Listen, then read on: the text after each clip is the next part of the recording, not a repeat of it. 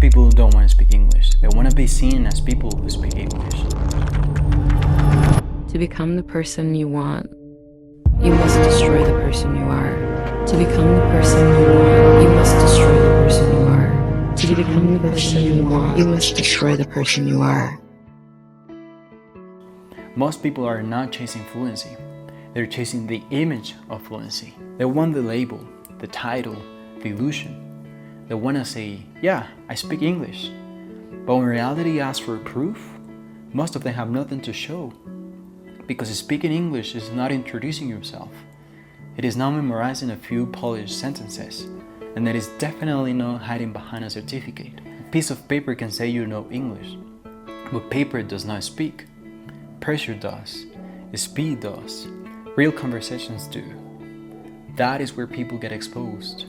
And that is why learning English changes your personality.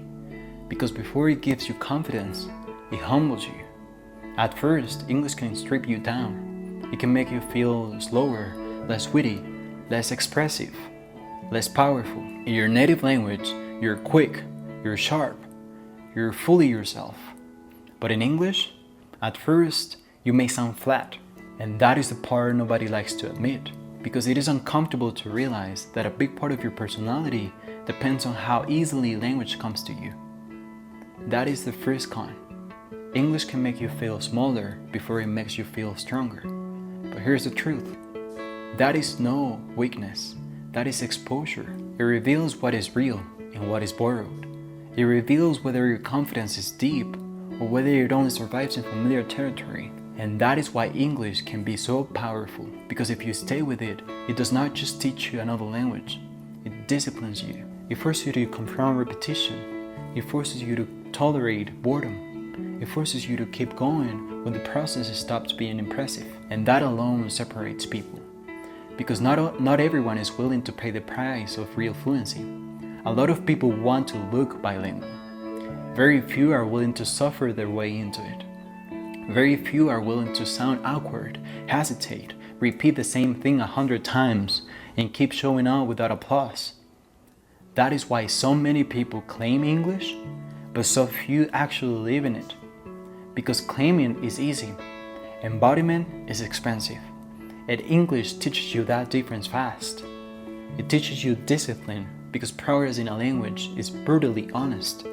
You cannot fake consistency for long. You cannot fake listening hours. You cannot fake real speaking ability. And you cannot fake automaticity. Sooner or later, the truth comes out. Either the language lives in you or it doesn't. That is why learning English can make you more disciplined than you were before. Because once you commit to a language seriously, you are no longer dealing with motivation. You are dealing with structure, repetition, standards. You start realizing that growth is not glamorous, it is mechanical, and that changes you. It changes the way you think. It makes you more deliberate with your words, more precise, more observant, more aware of tone, rhythm, intention, meaning. You begin to think before speaking.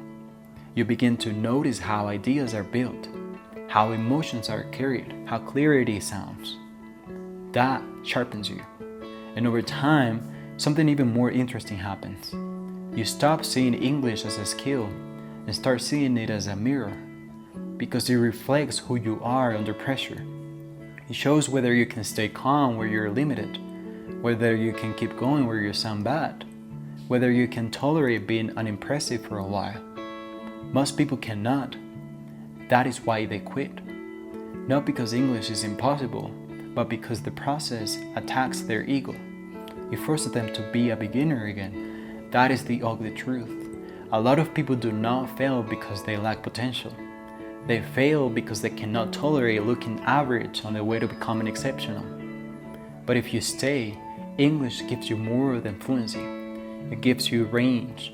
It expands your mind. It expands your identity. It expands your ability to connect, think, react, and move in the world. You become more adaptable. You become harder to intimidate. You become less fragile. Because once you have rebuilt your personality in another language, you stop fearing discomfort the same way. And that is powerful. So yes, English affects your personality. At first, it may make you quieter, less funny, but if you stay long enough, it makes you more disciplined, more articulate, more self-aware, more mentally flexible. And one day, you realize something important. You did not lose your personality. You refined it. You tested it. You built a version of yourself that can survive outside of the comfort of your native language. And that is a different kind of strength.